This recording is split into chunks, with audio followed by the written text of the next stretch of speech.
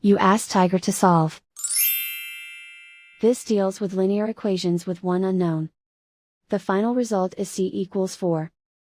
Let's solve it step by step. Group all constants on the right side of the equation.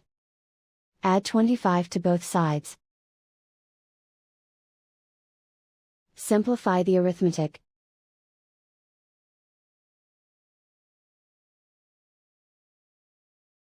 Isolate the c. Multiply both sides by inverse fraction 2 over 1.